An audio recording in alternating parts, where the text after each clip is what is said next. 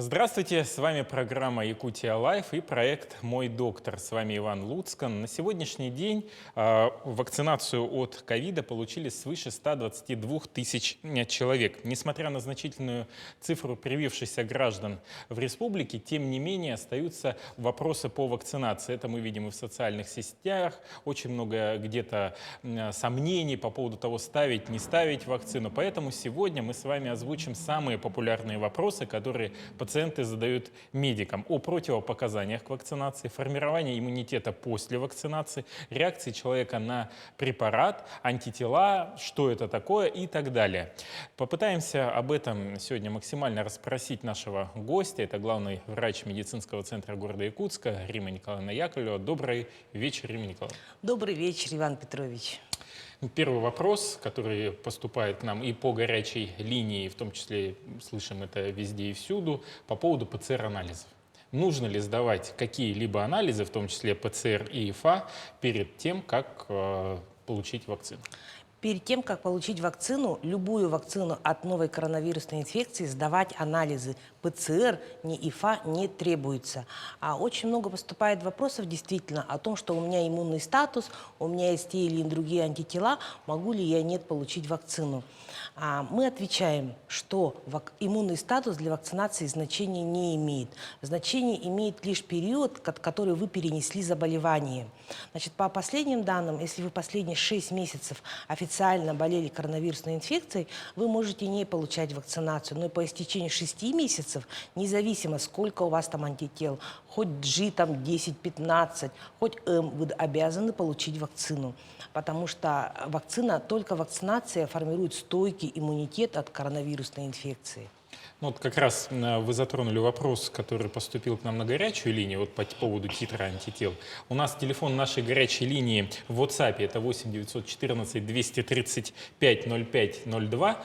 Также вы можете позвонить к нам на прямой эфир и задать вопрос непосредственно гостю по телефону 42 14 39. Для иногородних вы не забывайте набирать код города Якутска 8 41 12. Пожалуйста, есть телефонный звонок. Добрый вечер, мы вас слушаем. Да, здравствуйте. У меня вопрос по поводу вакцины Ковивак имени Чумакова. Она появится в Якутии? Спасибо за вопрос по поводу чумаковской вакцины. Да, действительно, зарегистрирована третья вакцина от новой коронавирусной инфекции. Она зарегистрирована 20 февраля этого года. Значит, она проходит еще некий испытательный период. О дате поступления в нашу республику этой вакцины я не могу ответить, потому что она еще не получила столь большое распространение для того, чтобы прививать им массово население. Спасибо. Какие показания есть к вакцинированию? Вот кроме тех, что перечислили, то, что если титр антител уже не важен, главное, 6 месяцев прошло после болезни, а в целом, вот я хочу вакцинироваться, что для этого? Вакцинацию от коронавирусной инфекции должно получить все население, начиная с 18 лет. Имеется только лишь несколько противопоказаний. Это первое – беременность. Дети до 18 лет. Это больные, страдающие онкологическими заболеваниями, те, которые в настоящее время получают лечение от своего опухоли, там, лучевую терапию, химиотерапию.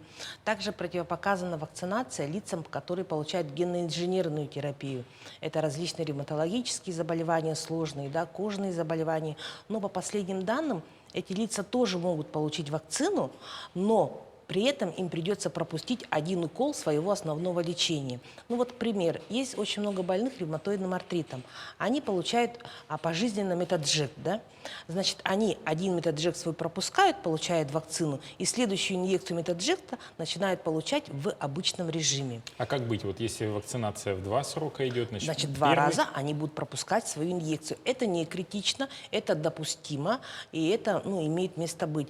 А также из противопоказаний можно отметить острые заболевания инфекционные. Например, если вы сейчас страдаете, если у вас есть сейчас острое инфекционное заболевание, острый отит, острый гайморит, то вакцинация, конечно, можно отложить. И после того, как вы выздоровели, через 2 недели вы должны получить вакцинацию.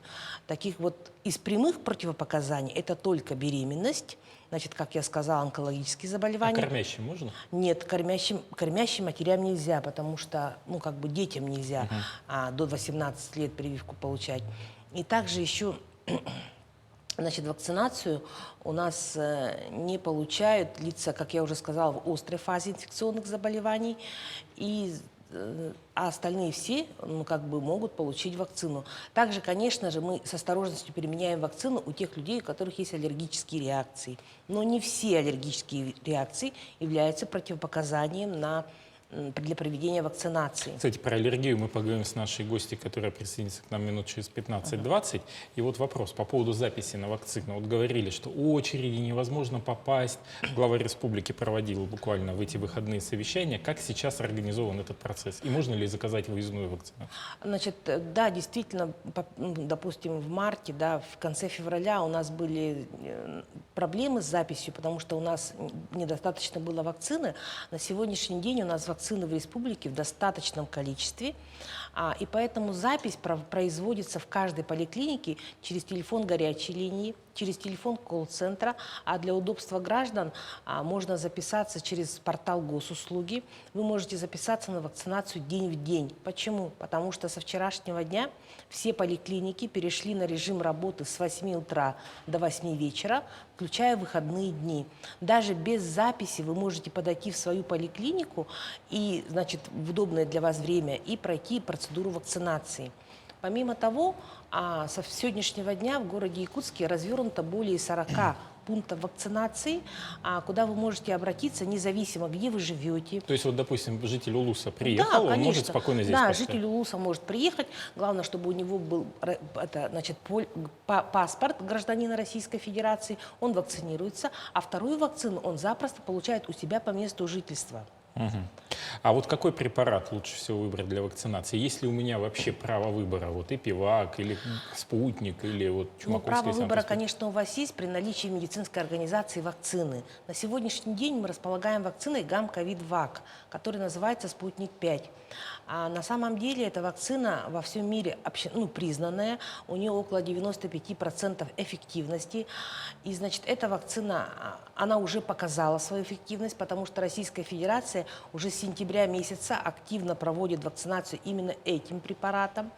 Препарат, значит, чем он отличается от других вакцин? Тем, что у него период действия 2 года. То есть ревакцинацию вы будете получать не через полгода, как если вы получили бы Эпивак, а через 2 года. То есть Эпивак надо через полгода Да, ставить Эпивак еще? через полгода нужно ставить еще раз. И сейчас появились публикации, что Эпивак нужно ставить не 2 раза, да, как Гамковид, а 3 раза. И мы ожидаем, что через месяц появится новая инструкция по Эпивак-короне, что ее нужно будет ставить 3 раза. Потому что она довольно-таки такая ослабленная и формирует непрочный иммунитет, в отличие от Гамковид-Вака. Вот, кстати, вот по поводу очень частых комментариев в социальных сетях, слухи везде ходят, вакцинированные болеют. Насколько часто болеют вакцинированные и насколько вакцина защищает?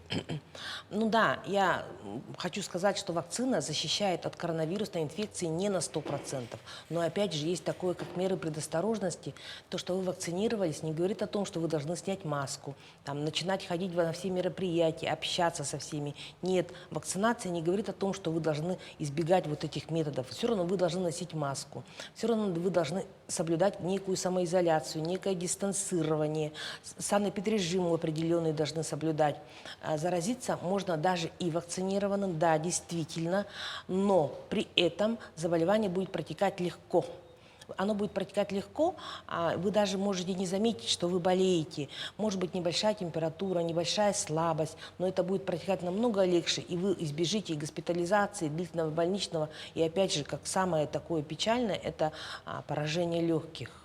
Но и опять же надо понимать, что процент вакцинированных, если, допустим, 100, то из них заболеет процентов 10. Конечно, конечно. Вакцинированный, конечно, он защищен от инфекции, но, конечно, он не может защититься, если, например, он тесно общается с больным коронавирусной инфекцией, которая в настоящее время выделяет вирус. Вот теперь по поводу побочки от вакцины. Поставил вакцину, многие говорят, вот головная боль, я опять заболел. Так ли это? Заболел ли человек, или же все-таки у него реакция такая? Вообще любая вакцина имеет побочные действия. Нету вакцины без побочных действий. Так же, как и любой лекарственный препарат имеет побочное действие, так же любая вакцина имеет побочное действие. Есть побочные действия маленькие, а есть большие. К маленьким, например, относится это ломота, слабость, усталость, небольшое повышение температуры, на которые никак не надо реагировать, никаких мер принимать не надо. Если же у вас поднялась температура выше 39, скажем, да, 38,5, в таком случае нужно принять противовоспалительный препарат, типа там ибупрофена, там, аспирина, парацетамола. А более как бы никаких мер принимать не нужно. Вот теперь по заболеваниям, которые тоже приходили к нам на горячую линию, можно ли получить вакцину с диагнозом гонартроз, Конечно. киста Бейкера, Ну, конечно, да. Это не противопоказание для вакцинации. булезная эмфизема легких, При булезной эмфиземе не то, что нужно, это обязательно нужно ставить всем больным хроническими бронхолегочными заболеваниями. Это хроническая обструктивная болезнь легких, эмфизема любой сложности, пневмофиброзы любые. Вакцинация обязательно показана, потому что это именно как раз те люди, у которых слабые легкие, они должны вакцинироваться, потому что у этих людей процент заражения, ну, не процент заражения, а вероятность заболения пневмонией ковидной, она намного выше, чем у людей, у которых нету хронических заболеваний легких. гепатит, цирроз А гепатит, цирроз, да, и в целом заболевания печени. ну, в целом заболевания печени не являются противопоказанием для вакцинации. Единственное, является для противопоказанием для вакцинации, это те люди, которые в настоящее время получают противовирусную терапию. У нас есть определенный контингент людей гепатитом Б, С, которые получают противовирусную терапию. Им, конечно, на момент этой терапии вакцинация противопоказана. Во всех остальных случаях вакцинация показана, она обязательна. Вот теперь по поводу постановки доз препаратов. Что Эпивак, что гамма-ковид-вак, пока два этапа вакцинации, но тем не менее, насколько можно перенести второй этап вакцинации? 21 день – это то, что положено, плюс-минус сколько дней у людей По командировок? поводу гамма-ковид-вака, по последним данным, да, то если раньше говорили, что исключительно 21 день, то на сегодняшний день этот промежуток раздвигается до 90 дней. То есть в течение 3 месяцев вы можете получить вторую вакцинацию, и иммунитет у вас будет, тем не менее, формироваться. И даже сейчас поговаривают о том, чтобы это 21 день еще удлинить. То есть не 21 даже говорят о 30-40 днях, что тогда вроде бы как формируется более устойчивый иммунитет. Поэтому те люди, которые ко второй вакцинации там заболели, там у них давление поднялось, они куда-то уехали, да, не смогли прийти по каким-то причинам, могут прийти на последующие дни, до 90 дней, и они получат вакцинацию с таким же иммунным ответом, также те, которые получили с промежутком 21 день. Вот есть тоже ряд вопросов, которые поступили на горячую линию. Хронический отит. Могу ли я отказаться от вакцины? Нет, вы не можете отказаться. При хроническом отите вам могут написать противопоказания в том случае, если у вас обострение хронического отита. Но вы должны понимать, что обострение – это обязательно повышение температуры, это какие-то симптомы, воспалительные изменения в анализах крови. Просто так прийти и сказать, у меня обострение отита, ну так не получится. После родов при грудном вскармливании, когда можно получить вакцину? Ну, видимо, когда закончится. Да, после периода кормления грудью, конечно. Если я планирую беременность в июне, зачатие, стоит ли мне получить Обязательно. вакцину? Потому что эта вакцина не является противопоказанием, ну, перед этим, и она как бы не влияет на эмбриогенез абсолютно. Если аллергический ринит, могу отказаться от вакцины? Нет, вы не можете отказаться. Аллергический ринит не является противопоказанием для вакцинации. При эпилепсии противопоказания есть? При эпилепсии противопоказаний нет. Я хочу вернуться к аллергическому риниту, да, и к другим аллергическим состояниям. В таких случаях мы рекомендуем за 3 дня и после 3 дней вакцинации принимать антигистаминные препараты для того, чтобы прикрыть и проявление аллергии. Вот по поводу штаммов. Британский, индийский, скоро, видимо, якутский появится штамм. Защищает ли спутник Ви от этих штаммов? Да, спутник Ви, у него, он 23 и плюс 6-валентная вакцина, да, которая имеет каждому из новых вирусов какую-то определенную чувствительность, тропность так называемую. Да. Она, конечно, полностью его не повторяет, но элементы того вируса у него содержатся. Поэтому он в любом случае, какой бы вирус ни попал, он все равно его распознает, какую-то часть его распознает и будет с ним бороться. Это как лего, какую-то часть он распознал, нашел ее и начинает на нее накладываться. Потому что почему я больше всего призываю вакцинироваться гамма-ковидом, потому что это у него больше всего вирусных цепей. он может поймать что-то, чем в отличие от, ну, как бы, других вакцин. Но я как бы не говорю, что одна хуже, другая хуже. Время покажет, что лучше. Но, тем не менее, сегодняшний опыт российский, да, показывает, что «Спутник-5», да, она, вакцина работает, и как бы она эффективна. У нас есть телефонный звонок в студию. Добрый вечер, мы вас слушаем. Добрый вечер. Задавайте вопрос. Алло, алло. Так, ну вот вопрос сорвался, видимо, но хотели задать про скачущее давление. Вот после вакцинации начало скакать давление на 3-4 день. Я не думаю, что скачки давления связаны с вакцинацией. Понимаете, да, для того, что для скачков давления есть куча причин. Это это как бы вовремя не принятый препарат, это нарушение диеты, это изменение метеоусловий, какие-то волнения, опять же, связанные с вакцинацией. Это все может привести к скачкам давления. Давление это вот относится, скорее всего, к нервной, вегетативной нервной системе, да, и к вакцинации отношения абсолютно никакого не имеет. Переволновался человек от Вот опять вакцины. же, да. Есть люди, которые волнуются, готовятся к вакцинации. Конечно, вегетативная нервная система реагирует на это, и поэтому давление начинает скакать. Давайте попробуем разбить 3 мифа, которые гуляют у нас среди людей. Первый – чипирование. Ну, это вообще смешно. Вот, давайте посмеемся и опровергнем. Ну, это вообще смешно. Ну, как вы сами подумайте, да, как нормальный человек, даже ребенок, как может подумать, что путем вакцинации ввести в вас какой-то чип? Ну, я не знаю. Хорошо. По поводу того, что вакцины влияют на эмбриогенез, что потом нельзя иметь детей и так далее. Нет, это абсолютно исключено, потому что вакцина, она не имеет ДНК, РНК связей. Они действуют только на вирусы. Они как на человеческое ДНК влиять не могут. И по поводу ковида. Как сейчас обстановка по заболеваемости, насколько прогнозируется рост среди специалистов и чего нам ждать в дальнейшем? Ну, как говорится в простонародье, у нас сейчас идет 3-я волна. У нас действительно идет 3-я волна. И 3-я волна, чем у нас как бы стала не очень хорошей, тем, что стали болеть дети и беременные.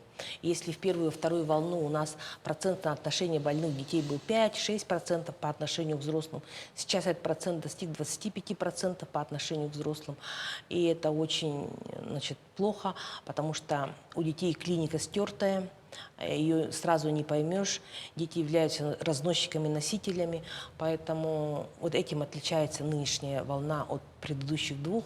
И также отмечается, что начали, ну, как бы, болеют очень много молодежи.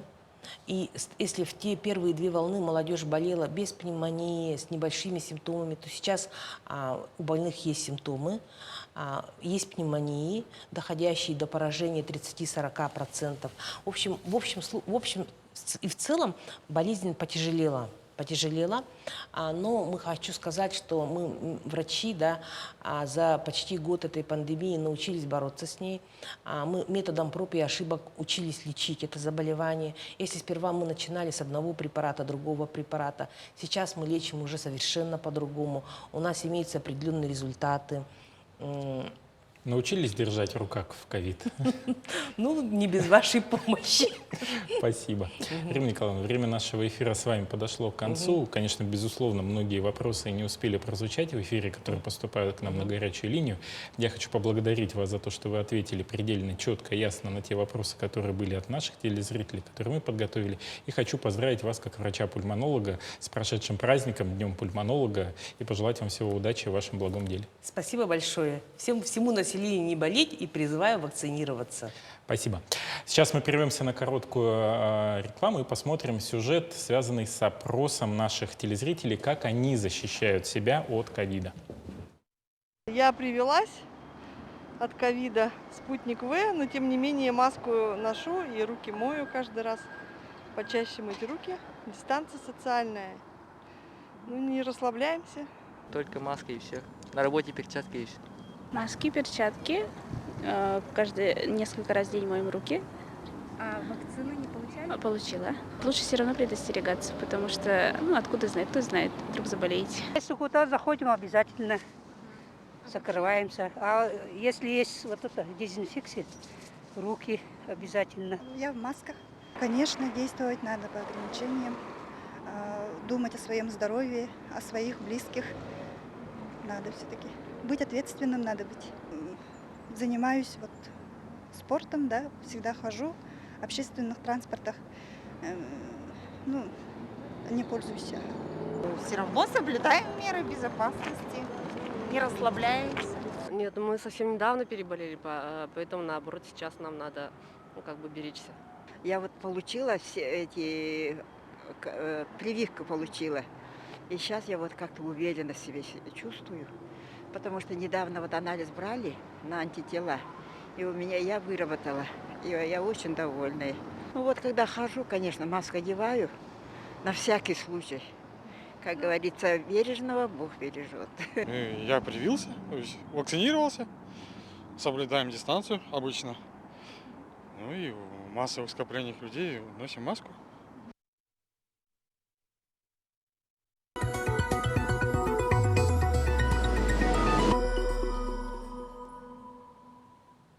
Добрый вечер. Я напоминаю, что вы смотрите программу «Якутия Лайф» и проект «Мой доктор». Меня зовут Иван Луцкан, и сегодня мы говорим о вакцинации от ковида. В первой части программы мы обсудили этот вопрос более широко. Сейчас уделим внимание такому важному вопросу, актуальному в весенний период – это аллергия.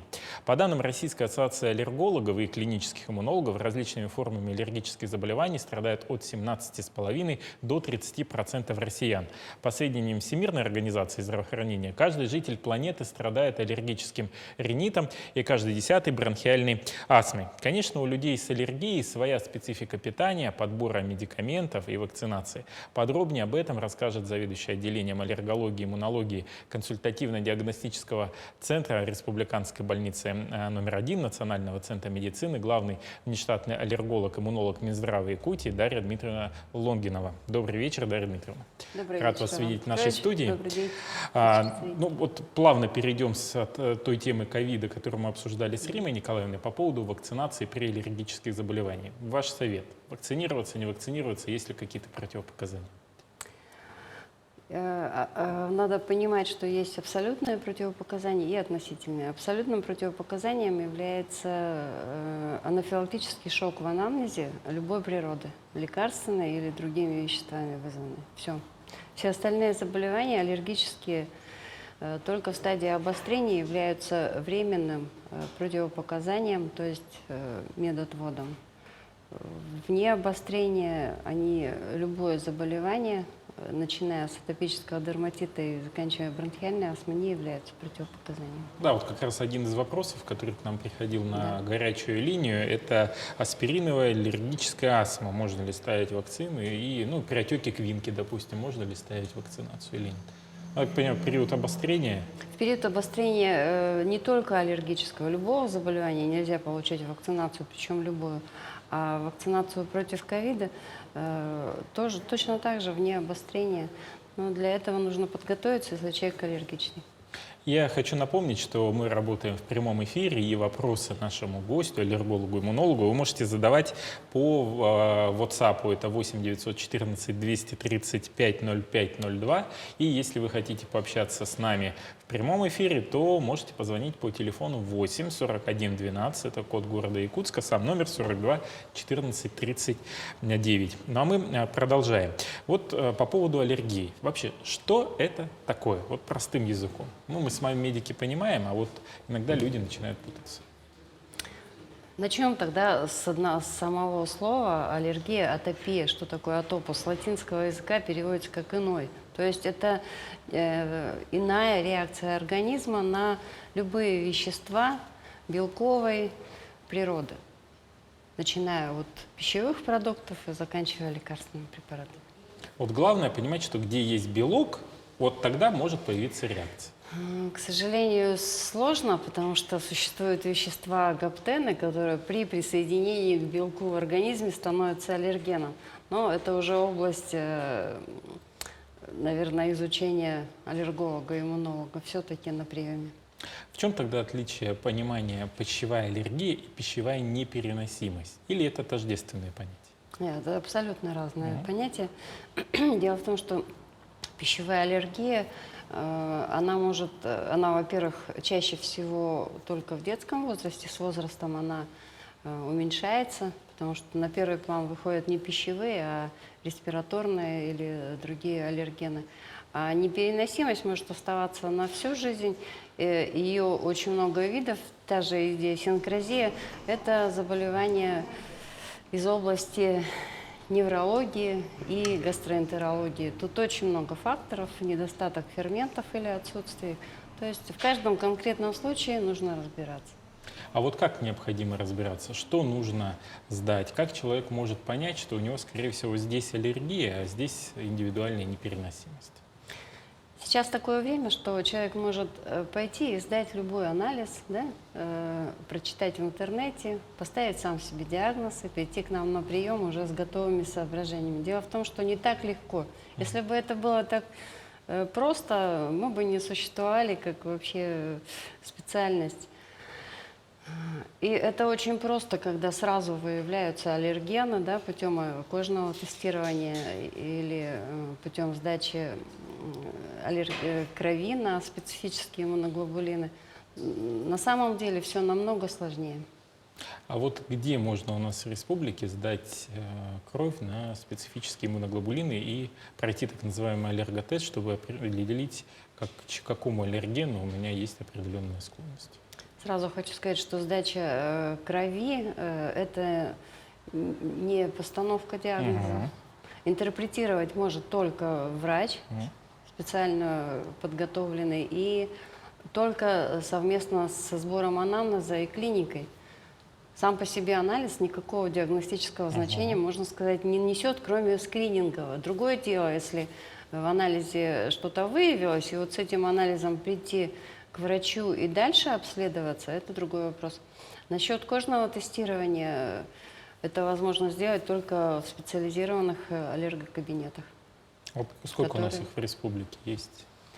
Не так много, как хотелось бы, но основным, конечно, центром является республиканская больница номер 1, поликлиника номер 1 и аллергокабинеты. Их, в принципе, достаточное количество. Ну, недостаточное, неправильно сказала. А по поводу симптомов. Как я могу заподозрить, что у меня есть аллергия? Вот такой патогномоничный симптом для аллергии. Наверное, сразу можно подумать, это повторяющиеся симптомы.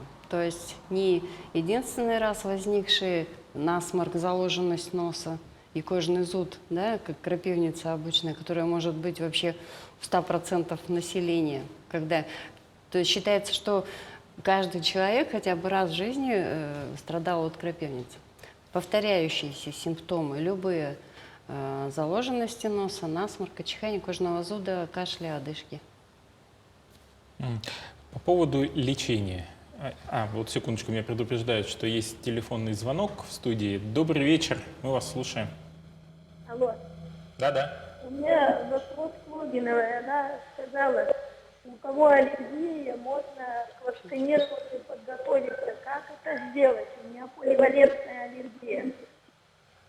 Вы сказали, что можно вакцинироваться, у кого аллергия. Как к этому подготовиться? Ну, вот к вакцинации с бронхиальной астмой у человека. Я так думаю, что речь идет о контролируемой бронхиальной астме. Скорее Контролируемой всего, не умом, а медикаментами. Да, во-вторых, нужна консультация пульмонолога, аллерголога, иммунолога для того, чтобы качественно подготовиться к получению вакцины, чтобы не получить ненужных побочных реакций.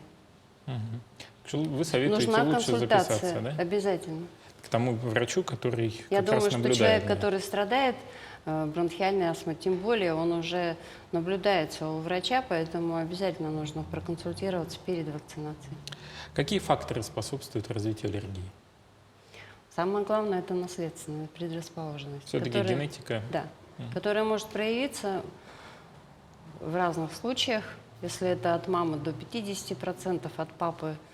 Ну, это, конечно, такие цифры, надо понимать, что они не точные, от папы до 30%, а если оба родителя страдают аллергическими заболеваниями, от 70 до 90% наследственность. По поводу лечения, да, вот тот вопрос, который мы хотели задать. Чем лечат сейчас аллергию? современный препарат? Во-первых, существует симптоматическое лечение и лечение, направленное на саму причину заболевания. Симптоматическое лечение – это антигистаминные препараты, то есть снятие симптомов аллергии. Лечебные препараты – это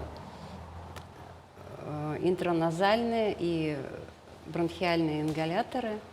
И самый главный, основной метод лечения – это, конечно, аллерген-специфическая иммунотерапия.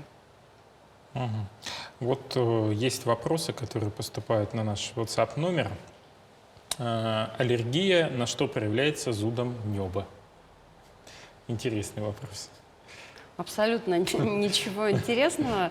Дело в том, что у каждого человека, страдающего аллергией, есть свой шоковый орган. Шоковый орган – это тот орган, который повредился при первой встрече с аллергией. То есть это может быть слизистая конъюнктива глаза, это может быть слизистая носа, слизистая гортани, того же неба слизистая, это может быть кожа, кишечник, бронхи. Вот это и есть шоковый орган. Просто на что ответа-то и нет. Просто, ну, видимо, какой-то аллерген, а это орган, который отреагировал. Конечно. Ну вот, просто вот в этом-то и интерес вопрос. У меня повышенный иммуноглобулин Е. Вакцина мне идет или противопоказана? В 2018 году у меня был сильнейший отек квинки на цефтриаксон. Одно из противопоказаний, которые существуют в методических рекомендациях Минздрава России, есть повышенный уровень иммуноглобулина Е.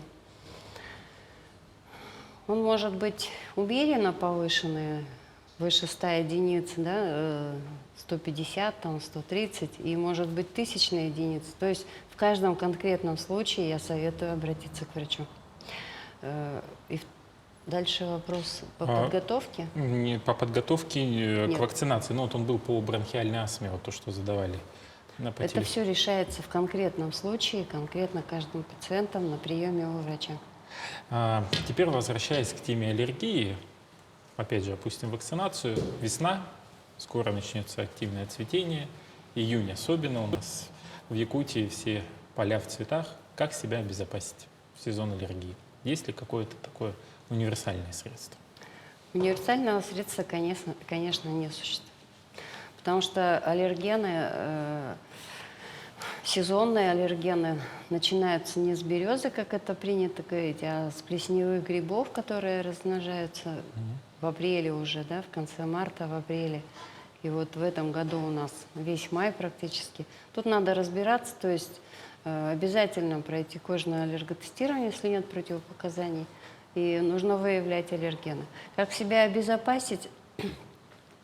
Человек-аллергик, который обратился и консультировался у нас, он прекрасно знает, как нужно подготовиться к цветению его виновного аллергена, будь то деревья, злаки или сложноцветное растение. Он начинает соблюдать заблаговременно диету, специфическую причем, и принимать препараты, которые назначит врач. Самостоятельно не рекомендуете? Не рекомендую, абсолютно. Хотя они безопасны. Человек, если столкнулся с аллергией, конечно, может обратиться в аптеку, приобрести любой абсолютно антигистаминный препарат и принять его, но это только как скорая помощь. Вот по поводу препаратов, какой совет? Первого, второго поколения или посвежее уже?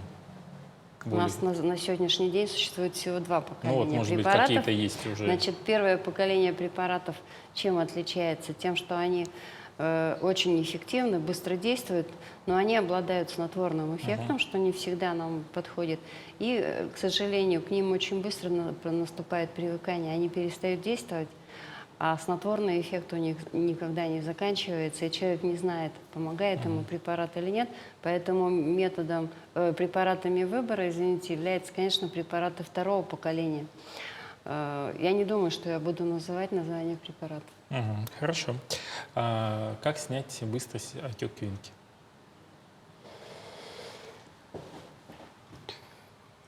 Очень сложный вопрос. Я думаю, если тут касается отека головы, то есть любого органа, да, глаз, то кожа головы, кожа лица, то есть вблизи дыхательных путей, то здесь есть опасность отека гортани, поэтому вызов скорой помощи однозначно, всегда. Возможно ли из него вылечиться навсегда? От отека квинки? Но я Или хочу синусная сказать, что реакция? отек квинки очень редко имеет природу атопическую. Ответ сам понятен, понятно. да? Обследоваться, выяснять причину отека квинки. И по поводу диагностики своего иммунного статуса. Каким образом она сейчас проводится? Вы имеете в виду в общем или Да, в общем, касаемо коронавируса? Нет, в общем. Я еще раз хочу подчеркнуть, что любой лабораторный метод не является диагнозом. И он может быть только отправной точкой для того, чтобы выбрать дальше путь, куда надо двигаться в диагностике. Спасибо, Дарья Дмитриевна, за беседу. Время нашего эфира подошло к концу. Хочется поблагодарить за ваш труд, который вы проводите вместе со своими коллегами в отделении. И от благодарных пациентов, думаю, вам будет спасибо в любом случае. Спасибо пациентам за то, что они выбирают нас. Спасибо. На этом все. С вами была программа «Якутия Лайф» и проект «Мой доктор». Я, Иван Луцкан, с вами прощаемся. Увидимся с вами скоро в эфире канала «Якутия-24». Всем здоровья и всего самого доброго. Пока-пока.